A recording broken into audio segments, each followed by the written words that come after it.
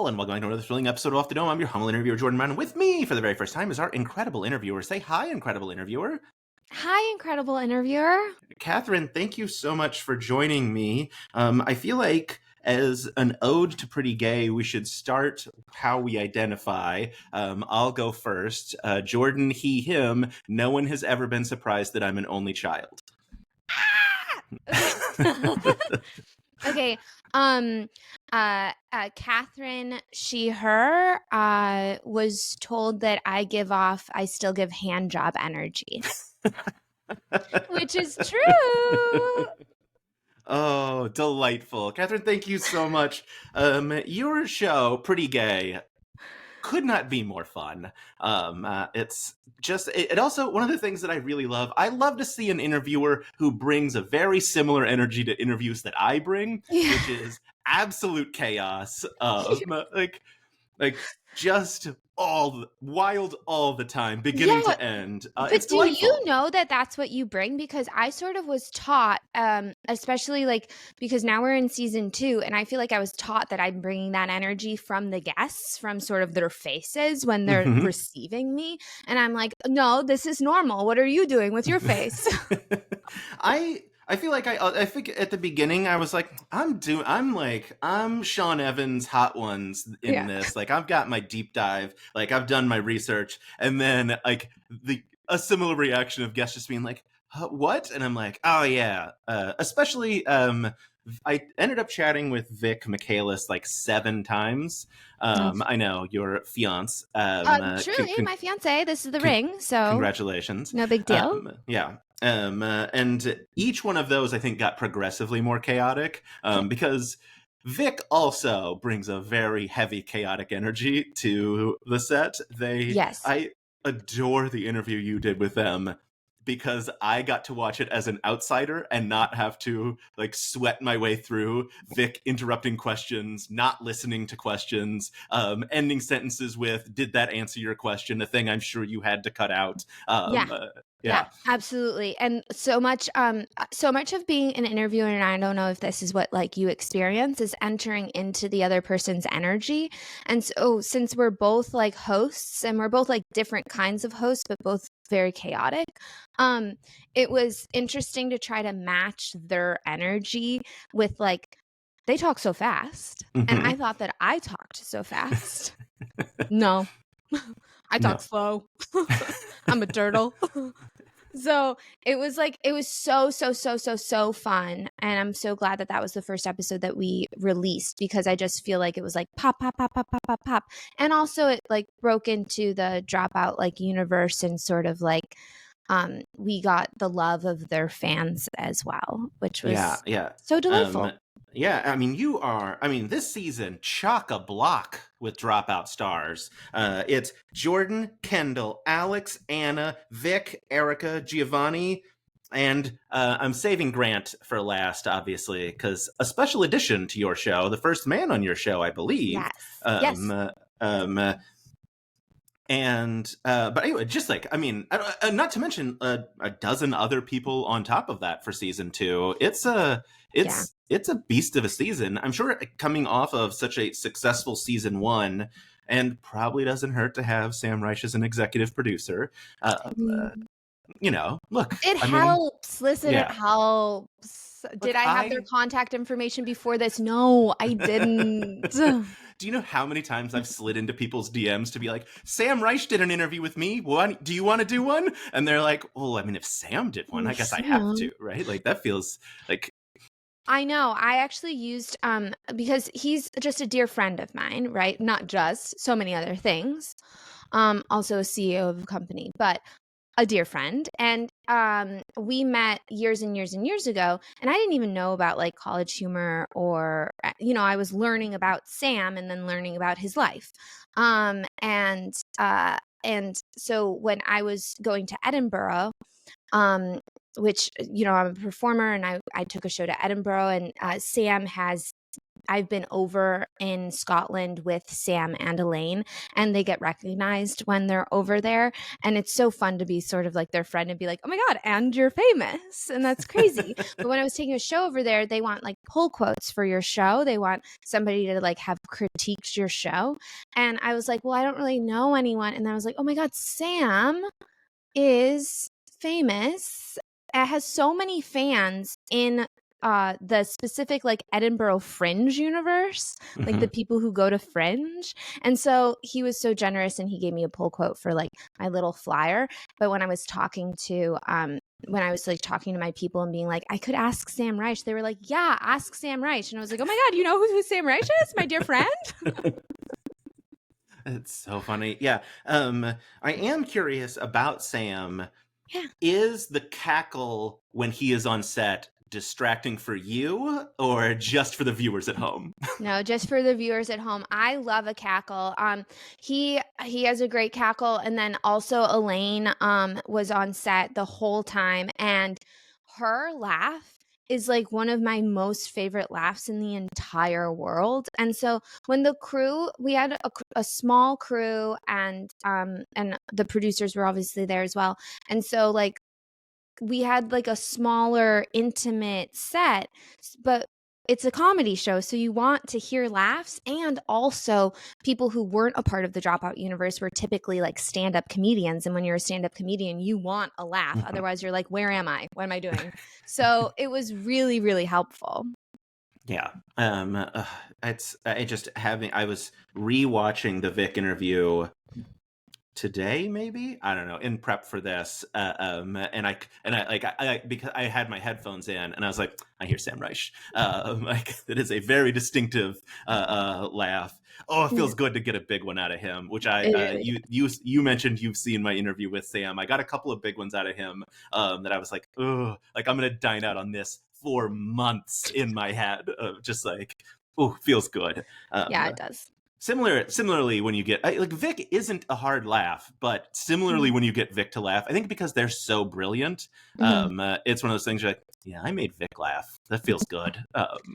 It's always fun when you can sort of get the guest, you know, and when you're on the same, like when you're playing like the exact same game, because I do feel like some of the guests didn't know what game I was playing, and so then you're sort of getting them in a different way where you're like just bamboozling them. Yeah. I will say, I should say, I mentioned that I didn't know I was chaotic. I will say this is what my notes look like. I have the word dome written down, and I have no idea what the context for it was supposed to be. So I don't know either. Couldn't tell you.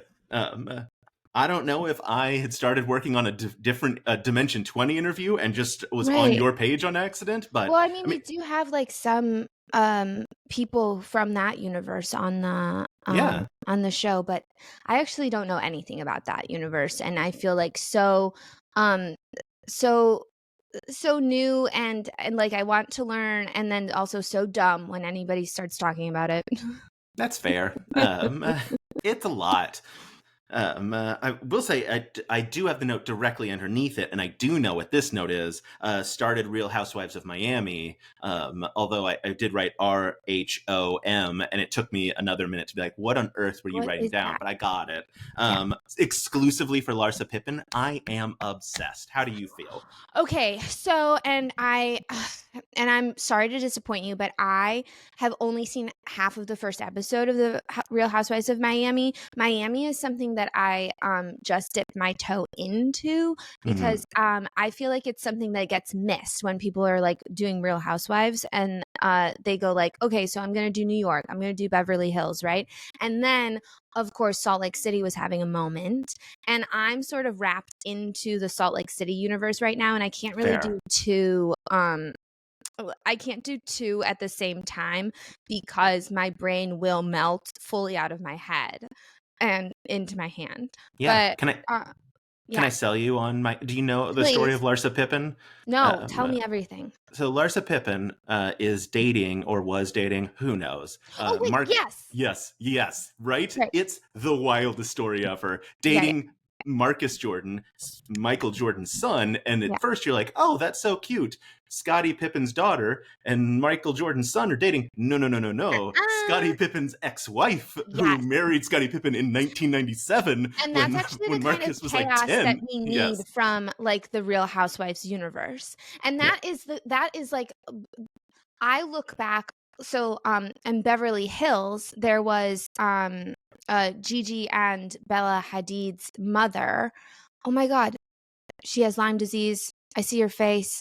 She was married to, oh no, this is going to be a terrible story. This is how I tell stories. I go, she's married to that guy who's that composer who then sings Christmas music.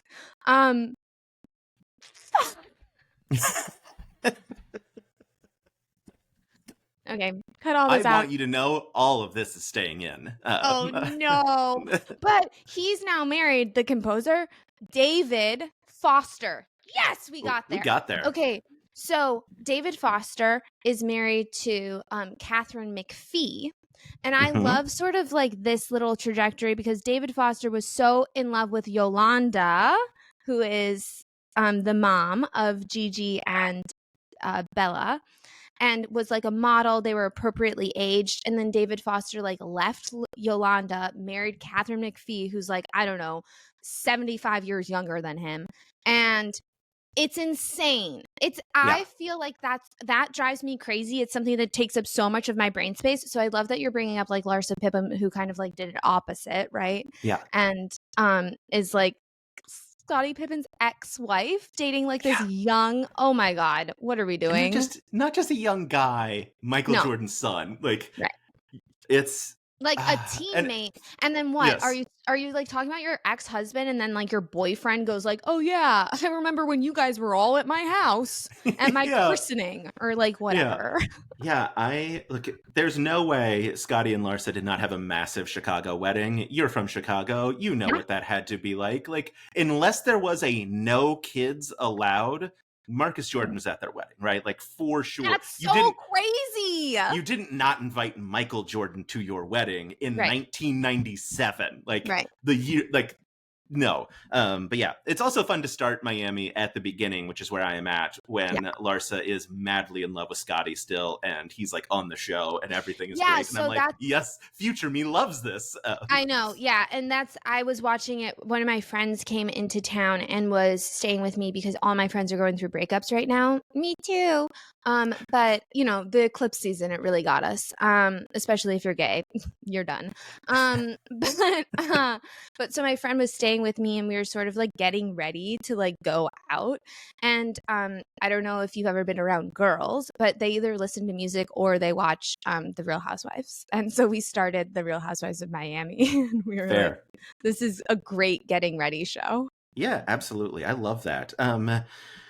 This is also where I do bad transitions. Speaking of Christmas music, which you mentioned a little bit ago, did you and Vic get a chance to talk about being Hallmark movie stars for holiday movies?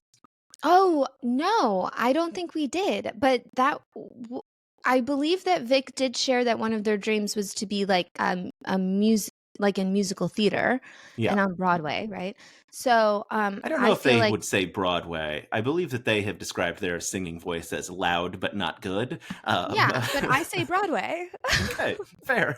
I believe in my guests. That's wonderful. I love it. But no, is there some kind of dream that we both share to be in a Hallmark Christmas movie? Because that is something that I definitely want. You were in the Christmas Pitch. Yes. Vic was in Round and Round. I'm assuming I just assumed the Christmas Pitch was a Hallmark movie. I looked nothing into it. I saw the title and I was like, gotta be. Yeah, it's definitely of that caliber. Which I mean Oscar. Yes. But I actually don't know where it lives. It's definitely not Hallmark. It's like on probably like Voodoo or like, you know, one of those. Hallmark adjacent. Yeah, exactly. And Round, Vic, a Hanukkah Hallmark movie. It is genuinely delightful if you haven't seen it. I'll watch it. I love those movies. I'm writing like a Christmas movie of that sort of like niche, you know, of that variety. And so, yeah, I guess I'll take it to Vic and we'll both star in it. I love it. Now we're going off the rails completely. Do you know Mystery Science Theater, like the comedy Mhm. movie mocking show? There's a Yeah. local group. I live in Austin, Texas, called Master Pancake Theater, and they do like live movie mocking, like in a theater with a bunch of people. And periodically, they do a show called Choose Your Own, where the audience brings DVDs, and you get up and you pitch to the audience, and the audience chooses one, and they do like an improvised mock. Last night, I pitched a chocolate chip cookie mystery, which is one of a series of confectionery mystery Hallmark movies. Apparently there's like a dozen of them. There's like the plum pudding mystery. Yeah. I don't remember what all of them were. I came in second. We ended up watching Double Team with Jean-Claude Van Damme and Dennis Rodman, speaking of the 97 Bulls, which is... I'm not upset about losing. It was an amazing night. Dennis Rodman changes hair colors, I think, 6 times in the movie over the span of like a week. This movie. It's bonkers. I mean, it's Dennis Rodman. How could it not be? But yeah, there's no question in there. I was just telling you what I was up to last night. And I love that. And I know, and I love that you shared that. And I feel like the Hallmark movies, like, I feel like if we did a game where it was like, guess which one is not a Hallmark movie, and then you just like threw out a million different titles, like all of them would actually be Hallmark movies, because of course they have a series that is like a confectionery mysteries. Yeah. What? That's gold. That's beautiful. That's actually gorgeous. A man bad Christmas movies like sort of take me through the holidays. I got incredibly ill 2 like holiday seasons ago, and so I was in bed a lot. I have colitis, and it was like when I was getting diagnosed, and I was like very, very sick, and I couldn't eat anything.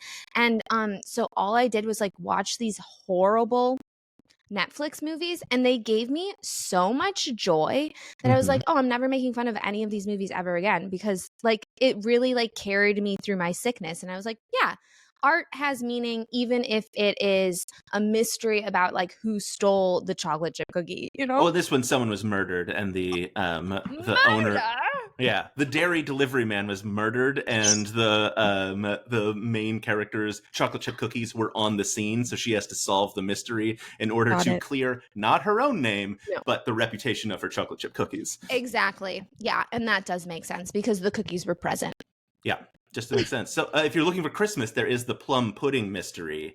So that one is their Christmas entry in the confectionery mystery series. Oh, got it. So they're not all Christmas themed. No, most of them are just confectionery. They're just confectionery murders. And you can get, I think, one DVD disc has like 5 of the movies on it. So you know, and there's based on a book series of 15. Oh, also the series called Murder, She Baked. Oh my God, really burying the lead there. I'm so sorry. That. I actually share my name with somebody who is an author of children books. So not to sort of relate it to something that we're not talking about at all, but if you Google me, I am a 60-something-year-old woman, my face, her bio. And I hope that never changes. I love when that happens on Google, when someone's like, hey, this is Allie Beardsley, and it's a picture of Brian Murphy, and you're like, those are not the same people. I see how you got there, kind of. But yeah. Oh, delightful. Grant O'Brien. Yeah. Why? Obviously by King, we love him. But what is the choice? How did he make it to your list of first cis man on your show? Yeah, great question. Obviously exec producer Sam Reich was pulling a lot from the Dropout universe, and we talked a lot about if we wanted to include a guy on the show. I don't go out with men, but I have a openness or like a willingness to entertain the idea, I guess. But I don't have any interest in dating a man, but I do describe myself as pretty gay. And Grant felt like he also sort of embodied that energy of like, he is bisexual. He's very like openly bisexual. And he's also very like suave like person, like that's sort of his character. And so we thought that he would be like a fun intro to like seeing if like, yeah, maybe here and there we can like throw in a guy, because I have dated men in the past, and so sometimes people do put me in like the bisexual category, so why not have like another bisexual on the show, and we could like guffaw and see what that energy would bring, because like obviously cis male energy like very different than like what the sort of what the pretty gay universe is in general. But I find that bisexual men also do embody sort of like this fun gay you know, magical sparkly stuff. And at the end of the day, the show is just like magical sparkly stuff. So I love that. I also realize we're 20 minutes in and I haven't asked you to describe the show, which is probably a mistake on my part. But also, how would people be watching me and not have seen at least a clip of your just show? Like that's, yeah, at least a clip. What is pretty gay? I'm not going to cut this to the beginning. I'm going to leave it 20 minutes in. No, I think you should leave it here. It's the perfect time to introduce the show. Pretty Gay is it lives on Patreon. Full episodes live on Patreon of the Pretty Gay Patreon. But it is me, your host, Catherine McCafferty, and I go on a mock interview style dates with queer creators. So most of them are queer comedians. We do have a queer musician who comes on sort of mid-season, I believe. And we also have my ex-girlfriend as a guest. Wow. That's pretty gay of us to do, to be honest. But yeah, it's just like we play fun games. I put my dates in various scenarios and situations, and then we just play off of each other and we have a fun time. You do one of my favorite things that I wish I did for this show, and I use show pretty loosely, describing myself, not you. You have a professional set and editors and things. But you do the thing that I love, which is like this segment or this game is called, and then you have a name for a new thing. It's like every time I'm like, God, I should do that. But the problem is I'm prepping right up until the moment I'm doing an interview. And then I'm like, I don't have time to come up with names on top of this. But I have like brilliant people helping me come up with names. So that was like sort of a little writer's room between myself and it was like me and Kaylin, the director, Kaylin Mahoney, and Elaine Carroll. Yeah, but I have like writers to help me like come up with segments, and that's incredibly helpful. Yeah, I would like that. That would be fun. Brad, these whole things, yeah. You have writers, producers, editors, professional lighting, a set. No, I feel so incredibly lucky. Like when we wrapped the season 2, when I cry, I've like different cries. I think everybody has different cries, but one of my cries, which is a very genuine cry, looks like a very fake cry. I look like a girl who's trying to cry. And then I make like guttural like sounds. And that's the cry that came out at like the end of the season. And we have like a little clip. One of my guests like took a video of me crying because it looks crazy.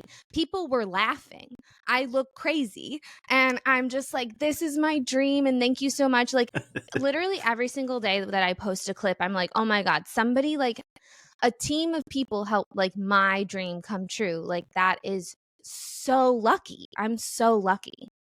Yeah, look, it's just me, and I still feel incredibly lucky that I get to do this silly nonsense, that I get to slide into people's DMs. I messaged you on Patreon in order to be like, hey, you want to do an interview? And I was like, I wonder who checks these messages, if anyone.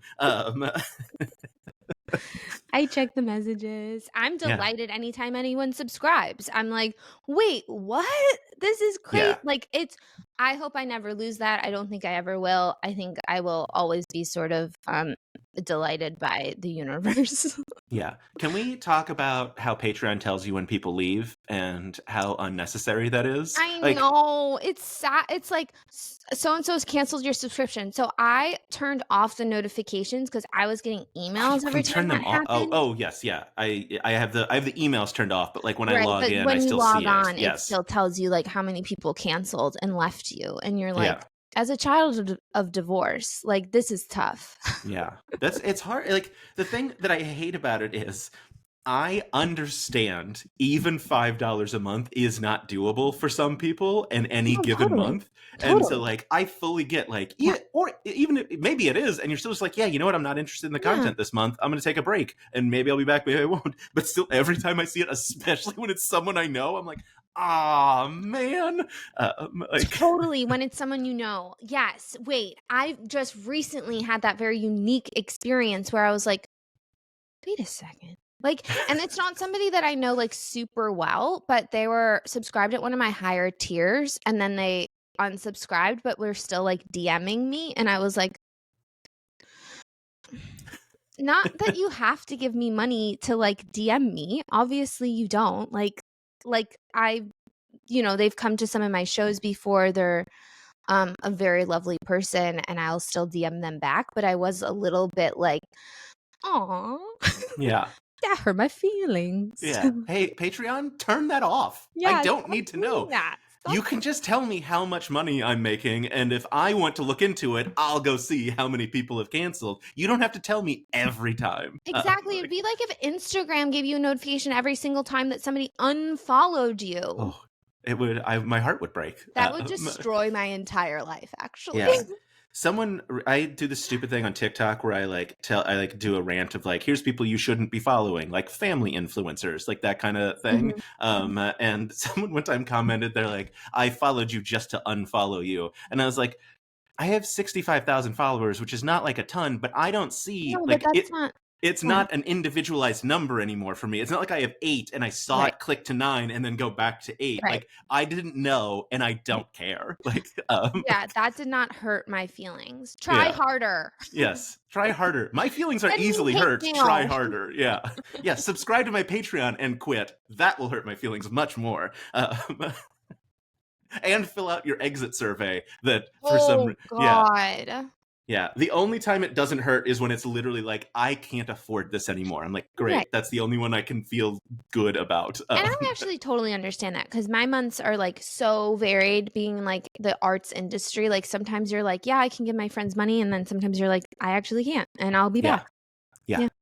Yeah, I had to dip into savings for the first time in a long time, which we're fine. We're fine because I'd had a couple of bad months in a row on TikTok, and I was Yeah. like, I have a normal job as well, but like TikTok's where I get my playing around money. Right. No, And exactly. It's like, I want a new pair of shoes.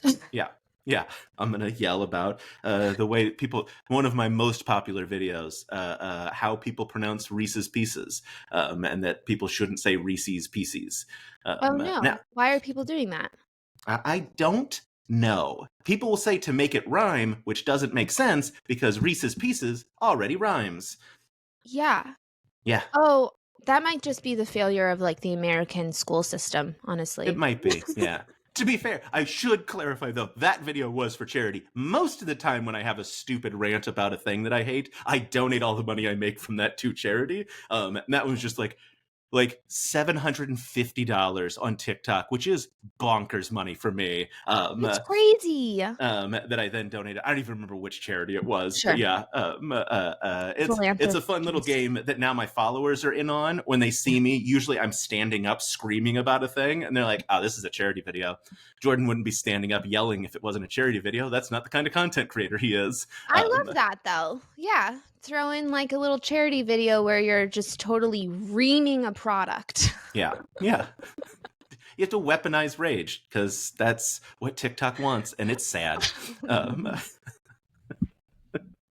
Speaking of great TikTok videos, you post some of your stand-up on there as well, and I shared the clip of you talking about your bra and underwear talking to each other with my wife. She could not have been more delighted by it, as someone who deeply related to the joke. That's for people who have bras and underwears. Yeah. She loved it a lot. So she okay, doesn't. Well, thank you. She's also like, she watches Dropout stuff with me, but not at all in the TTRPG like D20 space. Mm-hmm. So like she doesn't not care when I'm interviewing someone. Oh, sorry. Yeah. I don't know. My notifications are turned off, but then sometimes I don't know how to use my computer. That's fair. I never know how to use my computer. Yeah. But your wife isn't like deep into the Dropout universe. Yeah. Not into like Dimension 20 stuff. So like normally like I interview like a lot of like the model makers and stuff from that show, and she's very supportive and wonderful, and my wife is amazing, but is not like, oh, how was it? Like, talk to me about the person who paints minis on an episode of a TV show I've never watched. But I was very excited when I told her I was interviewing you. So I love that. I love that so much. Yeah, sometimes I feel like, like I'll just do on stage whatever makes me giggle, and then you find your audience, right? Because like I'll do like impressions of inanimate objects, and sometimes they really hit, and then other times people are like, I don't understand this at all. But then if you just keep doing what makes you giggle, then you're going to find your people who are like going to follow you to the end of the world, you know? Yeah. Delightful. I totally get that. Speaking of stage shows, look at that for a smooth transition. Talk to me about Not That Bad. Often Edinburgh. I don't know how to say it. Edinburgh? And the internet yells at me every time. Every time I got yelled at too. And I was like, I tried it. Yeah. I tried it your way, and I'm doing it wrong still. I don't know what you want from me. I have a Midwestern accent. Sometimes people think I'm from the South. What do you want? Yeah, I'm from St. Louis in the same way that, I'm from Chicago in the same way that Vic is from Chicago. I'm 6 hours south of it. I'm from right across the river from St. Louis. So I'm in Illinois, but I have to say St. Louis because if I say Illinois, people say Chicago. And I'm like, so far from Chicago. So far away, I can't even claim it. Yeah. But yeah, I also once said Glasgow. Oh boy. The internet came for me. And one person wrote, it's not Glasgow, it's Glazgo. And I was like, okay, but you get it, right? Like, you just spelled it the way the word is spelled and told me it's not pronounced that way. Like, you spelled it phonetically how the word is spelled. How could you? I understand you're mad. I get it. But you can't say, like, it's not how the word is spelled. It's this other pronunciation. Anyway, this is just to yell about Europeans being snotty about pronunciations. By the way, when they can't say Louisville, they figure out Louisville, Kentucky, then come talk to me about Edinburgh. That's true. We have some of those over here too. And also people say Illinois. And I'm like, I get it. There is an S, but it's silent because the English language is bananas. So yeah, I was in Edinburgh. I believe I'm saying that right. And you do have to do the sort of full body pronunciation of that. But I was there for the Fringe, which is like the biggest international comedy festival. And I was there the entire month performing Not That Bad, which is it's my one-woman show. It's an hour of stand-up and storytelling, sort of under the theme of walking around my life saying that things that have happened to me are not that bad. And I think that the reality of everyone's life is that we have like a palatable version of our lives that we tell people. And then there's always sort of like a deeper truth to the things that have happened to us. And so it's sort of highlighting that like dichotomy. And that show, if people are in the United States, could they see it anytime soon? Yes, I'm going to actually be performing on December 1st, which is a Sunday at the Lyric Hyperion at 5:30 p.m. So like a cute little matinee, come see a show, grab a drink with me afterwards. It'll be good. I would describe it as sometimes it'll be ha-ha funny, and then sometimes it's like getting hit by a car on your birthday funny. Because that's funny too. It is funny too. Yeah, my wife got not when she was like pretty young on her way to a birthday party, got in a car accident. Obviously, fine. But like it's a good story now. But right, because it's just supposed to be like, it is funny that some people are like celebrating their birthday or getting married, and then other people are like burying their loved ones. Like, it's not like we're not like laughing, but it's just like the irony of life. And you can talk to somebody, and their worst day is that they got stuck in traffic, and then somebody else's worst day on that same day, or even as the person talking to them, is that like their dad's dying in the hospital. Yeah, it makes me. I mean, Izzy Rowland has a new movie coming sometime called Dead that's about when her dad died. And like based on that, the story is very different. The story, if you don't know, is that it's her dead father is haunting everyone in the family except for her, which is a fantastic premise. But when I talked to her about it, and she was like, "Yeah, it's this wild thing because you're like, oh." Like I need to find the bathroom. Also, my dad is dying. Like I need to get a sandwich to eat. Also, my dad is dying. Like that, like wild dichotomy of existence. It's so of like crazy. Yeah, my father passed away as well, and hey, was like sick for like a couple. Yeah, same club. Oh yeah, dead dad. Long time club member. 1984, baby. Whoa! So you're young. I'm 41. So I was born in 1983. He wasn't there for very much of it. Oh my God, you were so young. Yeah. That's so. Do you remember? No, not at all. No, not at all. Okay, Yeah. cool. I was gonna say, like, I had no idea how old you were. And also, I don't really do math.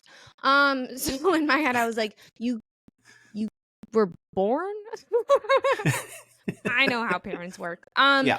No, yeah. It's interesting, and I find it to be interesting to talk to people who have different experiences, like when they were really, really young, maybe don't have a memory, but always have a memory of having a dead dad, or like later in life or middle of life, like teenager, or like when it happens, I think really also informs your experience. But I said the traffic thing because when I got the call that my dad was in the hospital, and it was like a whole thing, and I won't go into it, but I knew that I was like, oh, I bet he's not awake. You just have a feeling. But no one was saying anything over the phone. They were just like, we're buying you a ticket, like come back. He's in the hospital. He's very sick. I was dating somebody at the time who was picking their brother up from the airport, LAX. Ugh, it's terrible to go to LAX. And he was going there during rush hour. Also terrible. This is before I came out of the closet. But and so I was on the phone with him, and he was going on and on and on about his horrible day caught in traffic. And I was sort of giggling on the other end, just being like, oh, you don't even know. And it was like oddly extremely satisfying to me, because then he was like, how was your day? And I was like, well, actually my dad is dying in the hospital, and I have to leave immediately. I have to leave Los Angeles. I also may have to go to LAX, but I'm probably going to go to Burbank because I make like a little ride. Decisions. Yeah. Just sort of turn around and pick me up. But he got like mad. He like started to get mad at me for letting him go on about traffic. And I was like, I get that. That's fun for me. Like there is something like sick and twisted maybe about it, but it also like, it just makes you go like, yeah, somebody's caught in traffic. Somebody's burying their father. What do you want from me? Yeah. Yeah, God, this is so weird. I was talking to my mom yesterday about she taught school for a whole bunch of years, and like I keep wanting to say kindergarten, and it's not the word. For primary school. No, like first through like fifth grade. Oh, okay. Elementary. That's elementary the word. School. Elementary okay, school. Cool. I didn't know it either. Yeah. And she was a science teacher, and she had like a skeleton in her room, and the principal walked by and said, "Oh, is that your husband?" And my mom said, "Could be," and laughed. And then the principal like went on their way thinking they just made this killer joke, and like went and told someone, and someone was like, "Hey, you know her husband's dead, right?" And they were like, "Oh no." And so my mom. My mom Funny. got called into the principal's office. Oh my God. For an apology. Right, of course. Being like, Yeah. "Ugh, that was Yeah. uncalled for." Yeah. Yeah, but that's if you have humor, or if like humor is something that you do reach for in times of tragedy, which I hope that everybody does, you are sort of able to like pad your life with like, okay, so this maybe on paper is like pretty terrible, but there has to be something in it that I'm finding joy in, because like we can't just wake up every day and be like, this is pretty terrible. Yeah. You know, you A just like, million percent. Yeah. you just can't feel bad all the time. Yeah. Got to do little bits. I told Mm-hmm. a story this morning about one time someone punched me in the face and knocked one of my teeth out. And my face was pretty jacked up, and I kept doing the "This is me smiling" from Vanilla Sky that Tom Cruise does, and no one thought it was funny except for me, and I did it 1,000 times. Yeah, some jokes are just for you. Yeah. It cheered me up that my face was pretty messed up. Face? Were you in like a brawl? No, I've never hit someone, and I have been punched so many times. Okay, that's crazy. Yeah. Wow. You need to hang out with different people. That's fair. That's fair. I have no idea how to transition back to your excellent show. Yeah. Speaking of tragedy, you had your ex on your show. I don't know. Speaking of, so I did scroll so far back on your Instagram, and found tragedy plus time equals comedy. You think that tragedy plus jokes equals comedy? It's very, very good. I was looking for something that like wouldn't hold up, and I was like, nah, that's solid. You were literally like digging up dirt on me, trying to find something that didn't hold up. No, that's something that didn't hold up. That's that. I know I said that. That is not what I meant. I was looking for something obscure to reference, because that's my favorite way to start an interview, with like a wildly obscure. Like, you played sexy teenage daughter on Hank Frisco. In college, high school. My brain was like, there's only like 2 possibly acceptable years where it could be sexy teenage anything. And my guess is it was not that on the show. But it was a comedy, so maybe. And then I was like, I'm not going to dive into it. Yeah, it was like a web series or something. I don't know, to be honest. I was like excited to do it, but probably looking back, it's just like me in a tank top, like jumping up and down. Yeah, I mean, that is literally the character's name. It is, I'm guessing the show didn't pass the Bechdel test just off of the name. But that's the kind of thing, like, I'm literally looking for, like, what's an obscure, weird thing that I could ask the person I'm interviewing that my audience will not understand. That's my favorite way to start an interview, is have the audience be absolutely confused. Yeah, confused. That's how I like to start a date. Yeah.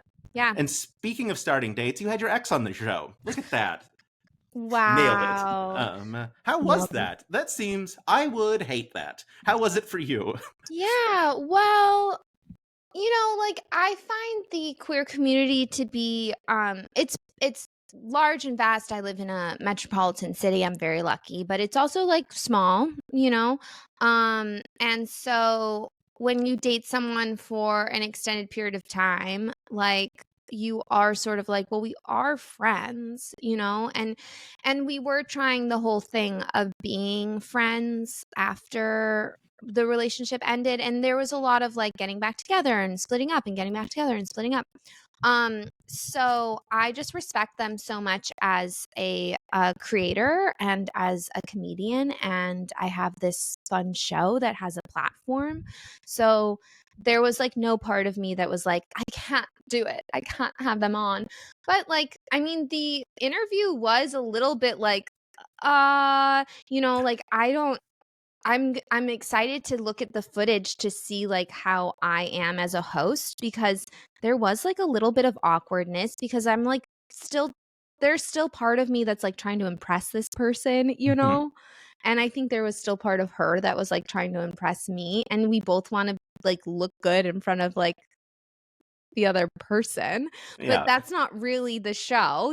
Like, as a host, I'm supposed to just be bubbly and like whatever, and I'm also supposed to fall in love every episode, right? But it's a little tough when you're like, well, already love Yeah. this Whoops, person, we did this part. or yeah, right, exactly. Do you also have a stand-up bit about what stage of the relationship are you in? The part where you still tell each other you love each other and sleep with each other? That's you Yeah, as well, right? My that's brain was me. immediately just like, I was like, oh no, I watched so many clips of stand-up. What if this isn't Catherine? But it was. It is. Also a delightful bit. Thank you so much. Lesbian breakups are different. Yep. Oh, did Jordan and Kendall drive together to go on separate dates with you? No, they didn't. But they were scheduled in the same day and they were back to back. And it was so cute because I think they were sharing a car that day or something. Or I don't know. I didn't ask, like, do you not have two cars? But so I believe I went on the date with Kendall first. It doesn't really matter. Jordan is actually our next episode, so I'm so excited. Exciting. But so then we were chatting after the date and they were like, "Oh, I actually have to get the car back because you're, interviewing my partner next." And I was like, "Oh, of course." So it was like that was pretty fun. Hey, shout out to you for, like, you get that Gastronauts bump for your next episode, because Gastronauts comes out on Friday. So, like, that's a good time to release Jordan Myrick. Like, that's good production. It's almost like Sam Reich is a producer of both things. And he knows what he's doing or something. Hey, when is Sam going to have Not That Bad as a Dropout Presents? Let's make some enemies today. Well, it's not like fully cooked, and also I don't know that it goes with the Dropout. They're totally expanding though in like what they are like producing and putting out. And oh my god, I'm in love with Chris Grace's special. I saw it live. I saw it here. I saw it in Edinburgh. I saw the taping when it was here also, and just seeing the different iterations of it was so delightful. And then they did like a screening of the Dropout Presents of it in Edinburgh, and I saw that as well. And like the way they cut everything together, it's just like so perfect and it fits so well into that universe. And I don't know if my show like matches up in that way, but if you come on December 1st, then you can tell me if it does. I demand that you say it does.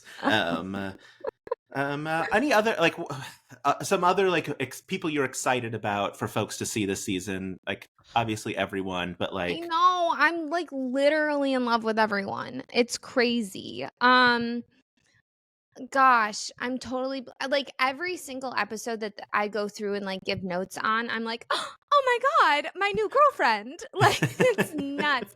I am actually excited to see how people receive the Grant episode, because obviously he is a man. And so yeah, I was a little tentative, honestly, but like we were gonna put him like higher up in like the release order, and I was like, I don't know, I just don't know like my fan base and stuff like that. But it is like a really fun interview. He is like overtly sexual in the way in which he speaks, and I sort of became like, clutch my pearls, I'm a Christian woman. And so like that dynamic's like very fun. And then Erika Ishii got me at the end. You'll know what I'm talking about when you watch the episode. And it's fun when I get like caught off guard, Mm-hmm. I mean, I think that it'll be fun to watch my ex, Mari, on the show. Yeah. And then I go on second dates with Anna Garcia and Paula V. So I'm excited for those as well. Yeah, those are very exciting. Movie star Anna Garcia.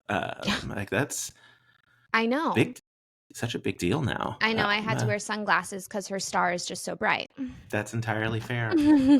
Catherine, Pretty Gay is on Patreon. People obviously should go give you $5 and then never cancel because it will hurt your feelings, or more. Starting at $5, you can obviously give more. Not That Bad at the Hyperion Theater, I think, December 1st. That seems right. Anything else people should know about you? Also, where can they find you on the internets? You should know nothing else about me. Find it all out online and follow me at Catherine_McCaff, and that's MCCAFF. Amazing. Thank you so much. This is absolutely so delightful. It's Thank so you. fun to get to interview someone, like I said, who's also interviewed Vic Michaelis, because I feel like a very small club of people who have gotten to witness their absolute madness. This was delightful. Normally, I end an interview by saying I don't know how to end an interview, so I'm just going to stop recording. But for this case, stay pretty gay. Yes, please remain pretty gay.